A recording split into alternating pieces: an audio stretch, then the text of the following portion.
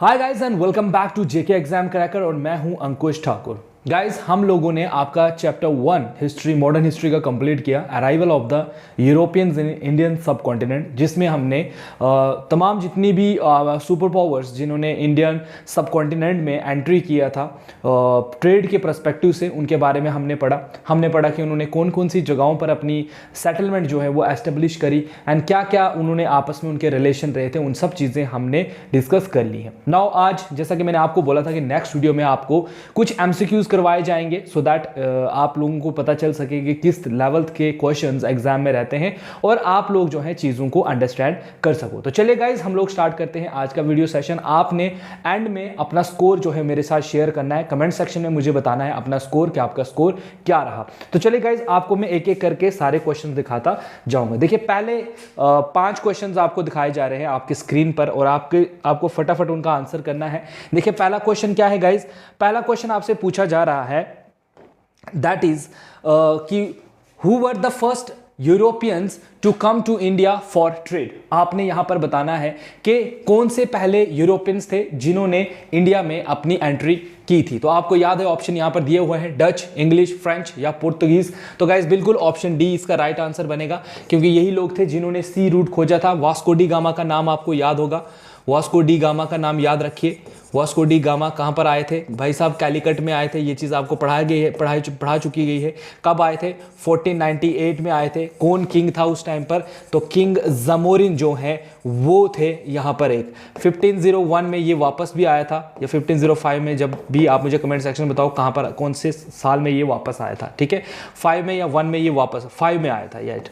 ठीक है, 5 में ये वापस इंडिया आया था, याद है ना आपको? ये 5 में वापस इंडिया भी आया है गाइस, यहाँ से 1505 में ये वापस इंडिया था एंड देन आफ्टर दैट इनकी डेथ यहीं पर हो गई थी। तो पहले कौन थे? पोर्तुगीज थे जिन्होंने सी रूट खोजा था किस तरफ? इंडिया आने की तरफ। क्वेश्चन नंबर 2 पर आते हैं। Who among the following factories in Bengal the one established by the Portuguese was. आपने बताना है इन 4 ऑप्शंस में से बंगाल में कहां पर पुर्तगीज की जो है वो फैक्ट्री एस्टेब्लिश थी। तो गाइज यहां पर राइट आंसर क्या बनेगा? हुगली। ठीक है, ऑप्शन सी जो है इसका राइट आंसर बनेगा, that is Hooghly guys. Question number 3 पर आइए। विच one of the following is connected with the blue water policy. याद कीजिए ब्लू वाटर पॉलिसी किसके द्वारा स्टार्ट की गई थी? ब्लू वाटर पॉलिसी में होता क्या था? ब्लू वाटर पॉलिसी का मतलब था to control the Indian Ocean. याद होगा आपको कि जिसका होल्ड इंडियन ओशन पर रहेगा वही ट्रेड में सबसे ज्यादा प्रॉफिट कमा पाएगा। ये किस गवर्नर, चलिए इतना मैं बता देता हूं, ये गवर्नर थे कोई और ये थे पोर्तुगीज के गवर्नर। ठीक है, तो आपने बताना है कि इनमें से कौन से थे। ऑप्शन है अल्मीडा, अल्बुक्विर्की, डुप्लिक्स या रॉबर्ट क्लाइव। तो रॉबर्ट क्लाइव तो ब्रिटिशर्स के हैं, ठीक है, और डुप्लिक्स जो है ये मैंने आपको बताया था कि ये फ्रेंच के काफी मोस्ट प्रोमिनेंट लीडर्स में से आते हैं। तो यहां पर राइट आंसर क्या बनेगा? That is de Almeida. ठीक है, de Almeida is the right answer for question number 3। Question number 4 पर आइए। Subsidiary alliance was the implemented during the rain of. देखिए सब्सिडरी अलायंस का मतलब क्या था गाइस? अभी तक ये चीजें आपने नहीं पढ़ी हैं या आप आगे जाकर जो है, जो हमारी अपकमिंग वीडियोस आने वाली है मेरी, उसमें मैं ये आपको चीजें करवाऊंगा। लेकिन चलिए फिर भी अब यहाँ पर आ गया है तो सब्सिडरी अलायंस का मतलब क्या होता था? सब्सिडरी अलायंस एक रिप्रेसिव पॉलिसी चलाई गई थी ब्रिटिशर्स के द्वारा इंडियन लैंड को ग्रैब करने के लिए।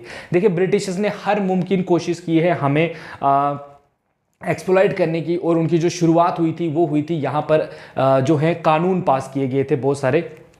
सब्सिडरी अलायंस भी उनमें से एक था। सब्सिडरी अलायंस के अंदर क्या था कि कोई भी राजा या रानी जो भी उस टाइम पर रूल करती थी किसी एरिया में, वो अपनी खुद की स्टैंडिंग आर्मी नहीं रख सकती थी, बल्कि उसको आर्मी की जो सपोर्ट है वो ब्रिटिशर प्रोवाइड करेंगे, बदले में ये ब्रिटिशर जो है उसको आर्मी प्रोवाइड करेंगे। तो कहीं ना कहीं ये क्या था कि जब तक राजा पैसा देता रहेगा तब तक ब्रिटिशर उसको आर्मी प्रोवाइड करते रहेंगे। तो ये पॉलिसी इंडिया में स्टार्ट की गई थी। नाउ आंसर यहां पर आपने ये देना है कि इस पॉलिसी को शुरुआत किसने की थी? इसकी शुरुआत ऑप्शंस है लॉर्ड कॉर्नवालिस, लॉर्ड वेल्सले या गाइस सर जॉन शोर या लॉर्ड ऑकलैंड। तो गाइस इसका राइट आंसर हमेशा याद रखना, लॉर्ड वेल्सले जो हैं ये जुड़े हुए हैं सब्सिडरी अलायंस के साथ। ये चीज याद रखेगा, ठीक है, क्योंकि इस पर बहुत बार क्वेश्चन जो है वो पूछे गए हैं। और ये कब स्टार्ट किया गया था? 1798 में इसको स्टार्ट किया गया था इंडिया के अंदर। एक और पॉलिसी है permanent settlement was introduced during the tenure of. आपने बताना है कि परमानेंट सेटलमेंट, अब ये परमानेंट सेटलमेंट क्या था? परमानेंट सेटलमेंट बेसिकली किस लिए था, लैंड रेवेन्यू के लिए था। ब्रिटिशर्स हम पर टैक्स लगाते थे ना, तो लैंड रेवेन्यू को ठीक करने के लिए, लैंड रेवेन्यू को कंट्रोल में लाने के लिए एक कह सकते हो आप एक मेथड इंडिया में स्टार्ट किया गया था जिसका नाम था परमानेंट सेटलमेंट। इसमें क्या किया गया था, इसमें ब्रिटिशर्स ने हर एक एरिया में एक पोस्ट क्रिएट की थी जिसको वो कहते थे जमींदार। तो बेसिकली यहां पर क्या है, ब्रिटिशर्स जमींदार को एक लैंड का टुकड़ा देते थे और उसको कहते थे कि हम तेरे से इतना रेवेन्यू जो है वो महीने का या साल का जो है वो असूल करेंगे, तू कितना कमा रहा है उससे वो हमें देना नहीं, हमें फिक्स रेवेन्यू जो है यहां पर किया जाता था। तो ये किसका आइडिया था, वॉन हेस्टिंग्स का, लॉर्ड कॉर्नवेलिस का, सर जॉन शोर का या लॉर्ड वेल्सलेस का। तो गाइज याद रखिएगा परमानेंट सेटलमेंट के साथ कौन जुड़े हुए हैं, ये हैं कॉर्नवेलिस गाइज, ठीक है। इसको कॉर्नवेलिस ने स्टार्ट किया था और कब स्टार्ट किया गया था, 1793 में इसको स्टार्ट किया गया था। और ये इंडिया के बहुत सारे एरियाज में जो जहां से हमारा एग्रीकल्चर लैंड होता है इंडिया में, वहां पर जो है गाइज इस प्रोसेस को, इस मेथड को जो है वो फॉलो अप किया जाता था। इन सब मेथड्स के बारे में आप आगे आकर पढ़ने वाले हो, सो अभी थोड़ा थोड़ा अगर जान लोगे तो बहुत अच्छी बात है। क्वेश्चन नंबर 6 पर आइए, which of the following British companies got the first charter permitting to the trade in east through sea route. तो आपको याद होगा, आपने यहां पर यह बताना है कि ऐसी पहली कंपनी जिसको जो है परमिशन मिली थी कि आप जाएं और इंडिया में जाकर आप ट्रेड कर सकें, not exactly in India but east of the world में आप जाकर कोशिश कर सकते हो। तो यहां पर देखिए लिवेंट कंपनी है, ईस्ट इंडिया कंपनी है, English company trading to the East Indies है, ये वाली है, या ऑस्टेंड कंपनी है। तो गाइज यहां पर आपको याद होगा 1599 में एक कंपनी थी ब्रिटिश में, कुछ मार्चेंट्स लोगों का ग्रुप था जिन्होंने इस ईस्ट इंडिया कंपनी को बनाया, एंड 1600 में इनको परमिशन मिली थी क्वीन एलिजाबेथ से। याद होगा आपको, मैंने ये चीज भी पढ़ाई थी आपको। सो क्वीन एलिजाबेथ ने जो है इनको परमिट किया था कि आप जाकर ट्रेड कर सकते हो। तो वो कौन थे गाइस, तो वो थी आपकी East India company, the English company trading to the East, ठीक है। तो ईस्ट इंडिया कंपनी इसका राइट आंसर बनता है। क्वेश्चन नंबर 7 पर आते हैं, first factory of the East India company was established in. तो याद रखिए जब 1600 में इनको परमिशन मिले तो ये इंडिया आए, और मैंने आपको बताया भी था कि ये इंडिया के बाकी पार्ट्स में नहीं जा सकते थे क्योंकि वहां पर पोर्तुगीज का काफी ज्यादा इन्फ्लुएंस था। इसलिए ये सबसे पहले मुगल टेरिटरी में गए और इन्होंने मुगल से परमिशन मांगी, और सबसे पहली फैक्ट्री इनकी कहां पे लगी थी, सूरत में लगी थी। अगर आपसे पूछा जाए कि साउथ में कहां लगी थी, तो मैंने आपको बताया भी था कि मसूलीपट्टनम करके जगह याद रखिएगा, मसूलीपट्टनम जो है इसमें इन्होंने साउथ में जो है ये फैक्ट्री लगाई थी। ये इन्होंने वेस्ट में लगाई है, ये इन्होंने साउथ में लगाई है। सूरत में इनकी फैक्ट्री कब एस्टेब्लिश होती है, अगर इस पर क्वेश्चन पूछा जाए तो ये इन्होंने की थी 1613 में, और मसूलीपट्टनम जो है इसको इन्होंने कब लगाया, देखो सूरत में 1613 में फैक्ट्री लगा रहे हैं, तो यहां पर कब लगाएंगे, तो यहां पर ये लगाएंगे 1616 में यहां पर फैक्ट्री लग रही है। तो इंडिया में 1613 में, south of the India 1616 guys, ठीक है। तो इस तरीके से जो है आपने आंसर्स जो है अपने याद रखने हैं गाइस। चलो moving on to the next question. Next question हमारे पास है, Bombay was taken over by English East India company from. Bombay को किस कंपनी से जो है वो ले लिया गया था। तो आपको याद होगा कि मैंने बॉम्बे के बारे में आपको क्या बताया था कि बॉम्बे जो है एक बहुत इंपॉर्टेंट टेरिटरी मानी जाती थी, और ये थी पोर्तुगीज के पास, ये थी पोर्तुगीज के पास। इसको पोर्तुगीज ने एज अ डाउरी जो है वो गिफ्ट किया था, किसको, चार्ल्स सेकंड ऑफ इंग्लैंड को जो है इन्होंने एज अ गिफ्ट दिया था। क्यों, क्योंकि इसकी जो सिस्टर थी उसके साथ इसने मैरिड किया था, मतलब मैरिज किया हुआ था, शादी की हुई थी, ठीक है। इधर लिख देता हूँ शादी, ताकि तुम लोग भूलो ना। तो शादी की हुई थी, इसलिए इनको जो है वो गिफ्ट में मिला था। तो इसका आंसर क्या बनेगा, पोर्तुगीज। याद रखिएगा क्वेश्चन नंबर 8 का आंसर क्या बनेगा, पोर्तुगीज। और ऐसा कब हुआ है, ये हुआ है 1663 में, 1663 ईस्वी में ये सारी कहानी जो है वो घटी थी, ये घटना जो है वो घटी थी। क्वेश्चन नंबर 9 पे आइए, Who among the following was or were associated with the introduction of Rotwadi settlement in India during the British rule? देखिए अब इसमें ना एक और प्रोसेस था, जब जमींदारी सिस्टम जो है, आपने जमींदारी सिस्टम का नाम सुना, अभी थोड़ी देर पहले सुनाया मैंने आपको। जमींदारी सिस्टम जब जो है खत्म हो गया, क्योंकि ये काफी ज्यादा एक्सप्लोरेटिव हो गया था, इसने काफी ज्यादा रेवेन्यू को जो है वो खत्म करना स्टार्ट कर गया था। क्योंकि जमींदार के पास जो लैंड होती थी वो उस लैंड के बारे में नहीं सोचता था, बल्कि सिर्फ अपने प्रॉफिट के बारे में सोचता था, जिसके चलते जमीन ज़मीन की जो फर्टिलिटी थी वो काफ़ी ज़्यादा कम हो गई थी, जिससे प्रोडक्शन प्रोसेस इंडिया में कम हो गया था। तो अंग्रेज़ों को इस बात का जब पता चला, उन्होंने इस पर रिसर्च करा, उसके बारे में उन्होंने देखा, तो इनको पता चला कि यहाँ पर ज़मींदारी का जो प्रोसेस हमने स्टार्ट किया था, this is the only reason कि यहाँ पर जो है लैंड की फर्टिलिटी कम हो गई है, और ये ज़मींदार लैंड की फर्टिलिटी को बढ़ाने में कुछ भी योगदान नहीं दे रहे हैं, बल्कि सिर्फ अपने प्रॉफिट को लेकर बात कर रहे हैं। इसलिए फिर उन्होंने एक ज़मींदारी सिस्टम को रिप्लेस किया एक और सिस्टम के साथ, जिसको हम कहते हैं रॉयड्स। रॉयड्स में क्या होता था, जो है एरिया फिक्स किया जाता था, और विलेज टू विलेज गांव जो है, मतलब गांव से गांव जो है ज़मीन दी जाती थी, और एक हेडमैन होता था गांव में, टेनेट करके उसको रखा जाता था, जिससे वो वसूलते थे। ठीक है, तो ये एक नया प्रोसेस था। तो ये यहाँ पर किसने स्टार्ट किया था? ऑप्शन देखिए आपके पास, पहला है लॉर्ड कॉर्नवेलिस, दूसरा है अलेक्जेंडर रीड, तीसरा है थॉमस मुनरो। देखिए गाइज, अगर मैं आपको एक चीज़ बता दूं, यहाँ पर ये दोनों ऑप्शन बनते हैं 1 और 2, लेकिन यहाँ पर आपसे पूछा क्या गया है, देखो ओनली 1 एंड 3 पूछा गया है, 2 एंड 3 है, या 1 2 3 तीनों है। तो मैंने बोला आपको कि इसमें 1 और 2 है, लेकिन इसमें जो मोस्ट इंपॉर्टेंट रोल जो प्ले करते हैं वो ओनली 1 आएगा। ठीक है, ओनली 1 आएगा, जो ऑप्शन ए आपको दिखाई दे रहा है। ठीक है, सो ऑप्शन अगर दोनों होते तो आप दोनों को भी टिक जो है वो मार सकते थे। ठीक है, चलिए आगे बढ़ते हैं अगले क्वेश्चंस की तरफ। अगला क्वेश्चन आपके लिए क्या लेकर आए हैं? अगला क्वेश्चन है आपके लिए क्वेश्चन नंबर 10, और क्वेश्चन नंबर 10 कह रहा है कि French East India company was constituted during the reign of. कौन से ऐसे राजा थे फ्रांस के जिनके टाइम पर जो है फ्रेंच ईस्ट इंडिया कंपनी बनी थी? तो मैंने आपको ये चीज़ पढ़ाई भी थी, अच्छे से पढ़ाया हुआ है। तो ये कौन सी है गाइस? ये है लुइस 14। ठीक है, लुइस 14 जो है इसका राइट आंसर बनता है। Louis 15 is the right answer. और ये कब बनी थी? 1664 में, 21 ऑफ सितंबर लिख देना इसको। ठीक है, 1 ऑफ सितंबर 1664 को ये कंपनी बनी थी। और इनकी पहली फैक्ट्री कहाँ लगी थी? अगेन सूरत में। फिर इन्होंने वॉर्स लड़ी थी, first Carnatic war, second Carnatic war और थर्ड कैनेटिक वॉर। 3 वॉर्स इन्होंने इंडिया में लड़ी हैं। नेक्स्ट क्वेश्चन पर आइए। Which of the following was laid the foundation of the British empire in India? बताना है आपने। ये 4 वॉर्स हुई हैं गाइज, और ये वॉर्स अभी तक आपने हो सकता है नहीं पढ़ी हो, क्योंकि अभी तक मैंने आपको इसको लास्ट वीडियो में इनको डिस्कस नहीं किया है, बट आगे आकर ये सब चीज़ें आप अच्छे से पढ़ने वाले हो। तो आपने इसमें बताना है कि ऐसी कौन सी वॉर है जिसको कंसिडर किया जाता है कि उस वॉर के बाद ब्रिटिशर्स की जो इंट्रूजन है, या ये कह सकते हो कि रियल मेकर जो है इंडिया के, वो बनना वो स्टार्ट हो गए थे, पावर उनके पास आना स्टार्ट हो गई थी।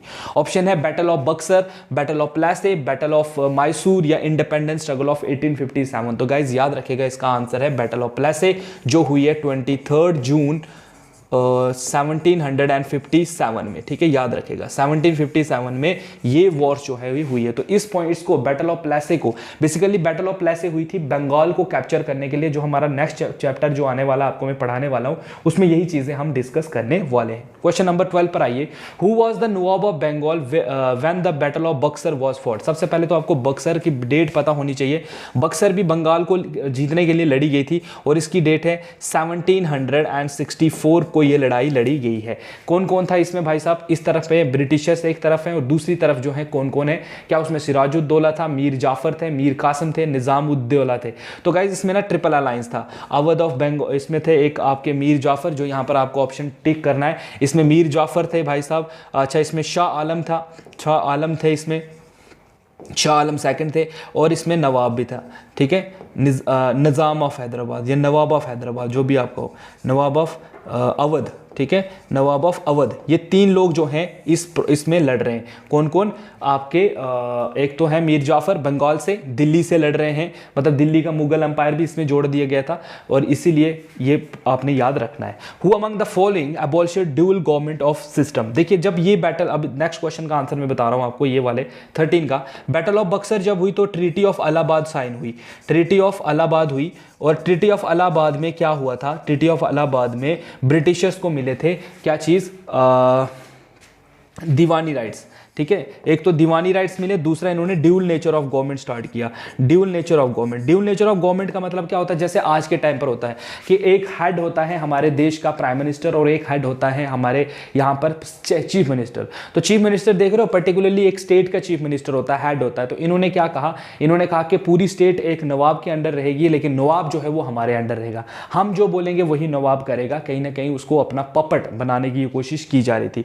तो यहाँ पर ये बताना है आपने कि बोलता है ये अब ये जो प्रोसेस था कि नवाब जो है वो ब्रिटिशर्स के अंडर रहेगा, ये जो है ये खत्म कब हुआ, किसने ये कहा कि आज के बाद नवाब शवाब बिल्कुल हटा दो, अब पूरा प्रोसेस जो है वो हमारे हाथ में आएगा, मतलब पूरा इंडिया का जो कंट्रोल है वो हमारे हाथ में आएगा। ये किसके टाइम पर हुआ था? रॉबर्ट क्लाइव के टाइम पर, लॉर्ड कॉर्नवालिस के टाइम पर, वॉर्ड हेस्टिंग्स के टाइम पर, या guys none of the above? तो याद रखिएगा ये हुआ है वॉरेन हेस्टिंग्स के नाम पर, ठीक है, जब वॉरेन हेस्टिंग इंडिया के गवर्नर जनरल बने थे। He was the first governor general of India, ठीक है, याद रखना इसके बारे में, first governor general of India बने थे ये, ठीक है। और ये इनका जो टेन्योर है 1772 से लेकर 1772 से लेकर ये 80 प्लस तक रहे हैं ये, ठीक है। इस पर नहीं, मेरे को अभी एग्जैक्ट डेट नहीं याद है, बट इतना याद रखिए। और ये 72 में ही इन्होंने ये process, that is dual nature जो है गवर्नमेंट सिस्टम का, इसको खत्म किया था। आगे बढ़ते हैं एक और क्वेश्चन पर, जो है कि ये जो रोटवाड़ी एक्सपेरिमेंट था लैंड रेवेन्यू सिस्टम का, अगेन ये भी एक रोटवाड़ी जो अभी हमने थोड़ी देर पढ़ा, ये किसके द्वारा स्टार्ट किया गया था? तो मैंने आपको दो नाम बताए थे, एक इसमें आता है थॉमस मुनरो और अलेक्जेंडर रीड, मैंने आपको कहा था, लेकिन यहाँ पर थॉमस मुनरो नहीं दिया हुआ है बल्कि अलेक्जेंडर रीड का दिया हुआ है, तो आप इसको आराम से टिक कर सकते हो। तो इसको बेसिकली दो लोगों ने स्टार्ट किया था, मतलब दोनों एक साथ ही थे, Munro, Lord Munro and Read के द्वारा इसको किया गया था। तो अगर ऑप्शन में आपको दोनों होंगे तो दोनों पे टिक कर सकते हो आप, एक दिया होगा तो एक पर भी टिक आप कर सकते हो। चलिए गाइस आगे बढ़ते हैं अगले क्वेश्चन की तरफ। और अगला क्वेश्चन क्या है आपके लिए? अगला क्वेश्चन आपके लिए आ रहा है क्वेश्चन नंबर 15, 16, 17, 18 एंड 19, जिसमें आपसे क्या पूछा जा रहा है? क्वेश्चन नंबर 15 पूछ रहा है, which one of the following ruler have granted diwani rights to English East India company? अब आपने यहां पर देखना है कि दीवानी राइट्स का मतलब क्या होता है? Right to collect revenue, right to collect revenue, ये परमिशन किसने दी थी?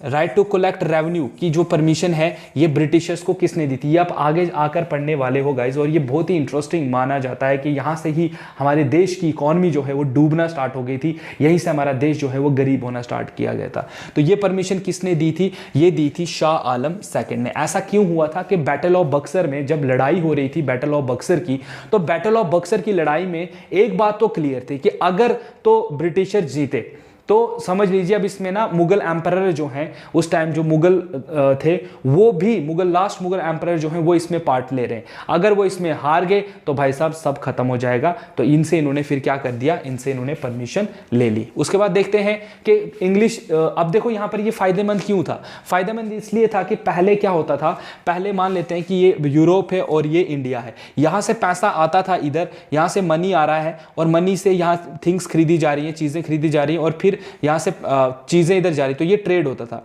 लेकिन आफ्टर इस बैटल के क्या हो गया था, यहां से ये जो पैसा आना था ना ये बंद हो गया था और यहां से सिर्फ प्रोडक्शन जा रही थी, यहां से सिर्फ प्रोडक्ट हमारा जा रहा है। तो आ कुछ नहीं रहा है बल्कि जा रहा है, जिससे हम लोगों का यहां पर काफी बुरी हालत जो है वो देखने को मिलती है। इसी को नाम दिया गया है दादा भाई नेहरू के द्वारा ड्रेन ऑफ वेल्थ थ्योरी। इस पर बहुत बार क्वेश्चन पूछे जाते हैं कि एक्सपोनेंट कौन है ड्रेन ऑफ वेल्थ थ्योरी के, या ड्रेन ऑफ वेल्थ थ्योरी क्या है। तो ये चीज आपको पता होनी चाहिए। ये भी एक कॉज माना जाता है रिवोल्ट का। ये सारी चीजें आपको देखोगे, ये सारी चीजें जिस दिन आपको समझ आ जाएंगी ना, आपको रिवोल्ट ऐसे ही समझ आ जाएगा कि रिवोल्ट करना तो बनता था हमारा। जब हम लोग इतने एक्सप्लॉइट हो गए हैं कि इतनी हमारी प्रॉब्लम्स हो गई हैं कि हम लोग बर्दाश्त करने से बाहर हो गया हमारे लिए, तो obviously we will do revolt, है ना। क्वेश्चन नंबर 17 जो पर आइए, who among the following governor general created the covenanted civil service of India which later came to be known as Indian civil service. देखिए जब ब्रिटिशर्स ने India में अपना रूल एस्टेब्लिश किया तो उनको अब यहां पर काम करने के लिए लोग चाहिए थे। तो शुरू में उन्होंने हम इंडियंस को जो है सिर्फ क्लैरिकल जॉब तक ही रखा, उससे ऊपर नहीं दी। लेकिन जैसे जैसे काम बढ़ता गया तो उन्होंने इंडिया में सिविल सर्विस जैसी पोस्ट क्रिएट करना स्टार्ट कर दिया। आप में से भी बहुत सारे बच्चे सिविल सर्विस का एग्जाम देते हैं, है ना। तो ये जो शुरुआत है सिविल सर्विस की, उसको इंडिया में किसने किया, किसने स्टार्ट किया था? ऑप्शन आपके सामने है, वॉरेन हेस्टिंग्स है, वेल्सले है, कॉर्नवालिस है, या विलियम बेंट्रिक है गाइज। तो यहां पर क्वेश्चन नंबर 17 का आंसर क्या रहेगा? क्वेश्चन नंबर 17 का आंसर रहेगा कॉर्नवालिस। याद रखेगा, he is known as the father of Indian civil service, ठीक है। कॉर्नवालिस इसका राइट आंसर है। क्वेश्चन नंबर 18 पर आइए, sati system was abolished by. देखिए सती प्रथा क्या है, आपको पता है बहुत सारे मतलब जब हम लोग मिडिवियल हिस्ट्री डिस्कस करते हैं या एनिशेंट हिस्ट्री डिस्कस करते हैं तो हमें ये देखने को मिलता है या ये सुनने को मिलता है कि इंडिया के अंदर एक बहुत ही इवल प्रैक्टिस फॉलो की जाती थी जिसका नाम था सती प्रथा। ये मोस्टली नॉर्थ ईस्टर्न स्टेट्स में किया जाता था और इसमें होता क्या था, इसमें बेसिकली नॉर्थ ईस्टर्न में नहीं, एक्चुअली में इसको नॉर्दर्न इंडिया में काफ़ी ज़्यादा किया जाता था और नॉर्थ वेस्ट में राजस्थान वगैरह स्टेट्स में भी इसको किया जाता था। इसमें होता क्या था, इसमें जो लेडी होती थी जब उसके किसी मतलब उसके हस्बैंड की डेथ जब होती थी तो उस लेडी को उसके हस्बैंड के साथ जिंदा उसके फर्नल पर जो है जलाया जाता था। तो ये काफ़ी बुरी प्रैक्टिस थी। इसके खिलाफ अंग्रेज़ों ने जो है एक कदम चला। अंग्रेज़ों ने खुद से इसके खिलाफ नहीं कुछ किया था, बल्कि हम इंडियंस ने ही, हमारे कुछ प्रोमिनेंट थिंकर्स थे जैसे जिनका नाम आता है, इसमें जब भी सती का क्वेश्चन आता है तो राजा राम मोहन रॉय का नाम ज़रूर आता है। राजा राम मोहन रॉय, इनके बारे में भी हम पढ़ेंगे, इन्होंने भी बहुत सोशल रिफॉर्मर रहे ये हमारे।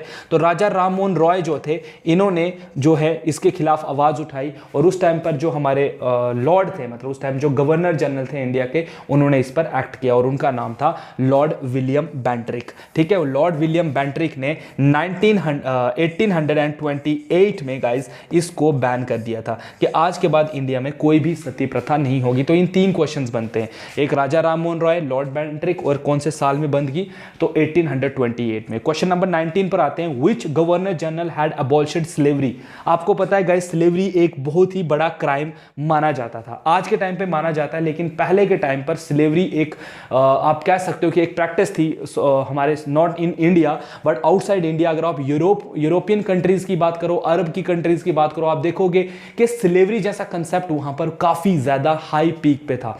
वहां पर लोगों को गुलाम बनाया जाता था। बहुत सारे हम लोग जब बुक्स पढ़ते हैं तो हमें बहुत सारे, जैसे अफ्रीका है, अफ्रीका में एक पोर्ट है, मुझे अभी उस पोर्ट का नाम याद नहीं आ रहा है, जो एनिशेंट टाइम पर फेमस हुआ करता था स्लेव ट्रेड के लिए, जहां पर लोगों को खरीदा और बेचा जाता था। जस्ट इमेजिन गाइस, एक मतलब इंसान को खरीदा और बेचा जा रहा है। इट्स लाइक आप जैसे कोई चीज़ लेने जा रहे हो बाहर, आप लेके आते हो, वैसे आप बाहर जाओगे, आप पैसे दोगे, आपको गुलाम मिलेगा, है ना। तो ये प्रोसेस होता था। तो इंडिया में भी स्लेवरी कहीं ना कहीं थी। तो उसको बैन किसने किया था? ऑप्शन हैं lord Cornwallis, lord Ellenborough, lord William Bentinck या सर जॉन सोर। तो गाइस इसका राइट आंसर बनता है लॉर्ड एलन ब्रो। याद रखिएगा, लॉर्ड एलन ब्रो ने जो है इस स्लेवरी जैसे कंसेप्ट को अबॉलिश किया है इंडिया के अंदर। इसके बाद हम आगे बढ़ते हैं, अगले हमारे कुछ और क्वेश्चंस हैं, जैसे कि ये लास्ट हैं आपके लिए। देखिए 23 क्वेश्चन लेकर आया हूं मैं, इसलिए कि आपको समझ आ जाए बस। Who of the following was the first viceroy of India? ठीक है, वायसरॉय कैसे बनेंगे? देखो 1857 में होगा आपका रिवॉल्ट, ये हम आगे चलकर जरूर पढ़ेंगे, आपको सब समझ आएगा। ठीक है, रिवॉल्ट हुआ। रिवॉल्ट जो है वो इतना मतलब आप कह सकते हो कि वो इतना इन्फ्लुएंशियल था कि उसने अंग्रेजी हुकूमत को ब्रिटेन तक हिला दिया। तो ब्रिटेन ने फिर जब इसके बारे में सोचा तो ब्रिटेन ने क्या किया, 1858 में उन्होंने एक एक्ट पास किया, एक गवर्नमेंट एक्ट पास किया, जिसमें सबसे पहले तो उन्होंने ईस्ट इंडिया कंपनी को खत्म कर दिया और क्राउन रूल जो है इंडिया में स्टार्ट कर दिया। क्या स्टार्ट कर दिया? क्राउन रूल इंडिया में स्टार्ट कर दिया भाई साहब। जब क्राउन रूल स्टार्ट हुआ तो क्राउन रूल के अंदर इन्होंने क्या किया, इन्होंने जो गवर्नर जनरल की पोस्ट थी, गवर्नर जनरल की जो पोस्ट थी, इसको अबॉलिश कर दिया, इसको खत्म कर दिया और इसके जगह पर इन्होंने लाया वायसरॉय को। ठीक है, कि आज के बाद कौन होगा? वायसरॉय होंगे। तो वायसरॉय कौन थे गाइस? हमारे सबसे पहले Lord Canning. He was the last governor general and first viceroy of India. याद रखेगा, पहले वायसरॉय कौन थे इंडिया के? तो लॉर्ड कैनिंग। लास्ट कौन थे? तो आपके कौन गवर्नर जनरल कौन थे लास्ट? तो लॉर्ड कैनिंग। फर्स्ट कौन थे? तो अभी वॉन हेस्टिंग्स के बारे में हमने थोड़ी देर पहले पढ़ा, जो पहले गवर्नर जनरल थे। उसके बाद देखिए, विच of the following Portuguese governor India who captured Goa from the ruler of Bijapur. तो आपने बताना है कि एक ऐसे गवर्नर का नाम जिसने जब पोर्तुगीज का जो ऐसा गवर्नर जिसने इंडिया में गोवा को अपना मतलब जीता था। ठीक है, तो ये हमने पढ़ा भी था, ठीक है ना, तो ये हमने अच्छे से पढ़ा। 1510 याद करो, 1510 में ये इंसिडेंट हुआ था। किसने किया था? फ्रांसिस्को डी अल्मीडा ने, जॉर्ज मिडन हॉल ने, अल्फोंसो डी एल्बुक्यूर्की ने या गर्नल एलेंजर ने ऐसा किया था। गाइस 21 का आंसर क्या बनेगा? तो गाइस 21 का आंसर बनेगा अल्फोंसो डी एल्बुक्यूर्की ने ऐसा किया था। याद होगा आपको। और फिर गोवा जो है इनकी मेन सेटलमेंट बनी थी। याद होगा आपको, Goa become their main settlement. और जो अगला क्वेश्चन है आपका, headquarter of Portuguese in India for trade was, headquarter कौन सा था? तो अभी मैंने आपको बताया, इट वाज गोवा गाइस। ठीक है, गोवा को जो है इन्होंने मेन हेडक्वार्टर अपना इंडिया में एस्टेब्लिश करा हुआ था। आगे देखें तो यहाँ पर ये क्वेश्चन पूछ रहा है कि captain Hawkins was sent to which court to get the permission for trading. तो आपको याद होगा जैसे ही ईस्ट इंडिया कंपनी को परमिशन मिली क्वीन एलिजाबेथ से, तो कैप्टन विलियम हॉकिंस अपना वेक्टर जहाज लेकर इंडिया पहुंचे थे, मैंने आपको पढ़ाया था। और वहां पर उन्होंने किसके कोर्ट में जाकर परमिशन मांगी थी को जो है किसको फैक्ट्री खोलने की, कि हम लोगों को परमिशन दी जाए ताकि हम फैक्ट्री खोल सके। कहां पर गाइस? सूरत में। तो किसके कोर्ट में भेजा था? शाहजहां के, औरंगजेब के, जहांगीर के या अकबर के? तो बिल्कुल जो बच्चे यहां पर सी को चुन रहे हैं, जो कह रहे हैं कि जहांगीर के कोर्ट में ये गए थे, तो उनका बिल्कुल सही आंसर है गाइस। ठीक है, सो ये थे गाइस आपके लिए कुछ इंपॉर्टेंट क्वेश्चन जो मैं आज लेकर आया था, इस उम्मीद के साथ कि आप पिछले 2 दिन से लगातार वीडियो को देख रहे हो, आप चीजें के समझ रहे हो। एंड मोस्टली जो फ्रेशर बच्चे होते हैं उनको नहीं पता होता है कि किस तरीके से क्वेश्चन एग्जाम में रहते हैं। तो ये बच्चों यही क्वेश्चन आपके रहते हैं जितने भी आप मतलब एग्जाम दे रहे हो, आप कोई भी पुराने पेपर उठाकर देख लो, तो ऐसे ही क्वेश्चंस आपको वहां पर देखने को मिलेंगे। सो गाइज ऐसे ही हम आगे के भी जो आपके टॉपिक है कवर करते जाएंगे और उनके एमसीक्यूज आपको देते जाएंगे, सो दैट आपको प्रॉपर वे में गाइडेंस मिलती रहे और आप जो है प्रॉपर वे में पेपर के लिए तैयार हो जाओ और अच्छे से जॉब लेकर मस्त हो जाओ। तो चलिए गाइज आज की वीडियो के लिए बस इतना ही। बाकी जो बच्चे आज पहली बार चैनल पर विजिट कर रहे हैं वो चैनल को सब्सक्राइब करो, वीडियो को लाइक करो एंड कमेंट करना बिल्कुल आपके हक में है, आपका ये पैदाइशी हक है, इट्स योर बर्थ राइट। आप कमेंट कर सकते हो वीडियो पर आपको वीडियो कैसी लगी। तो चलिए guys take care, good bye and have a nice day guys. Thank you so much for watching this video guys.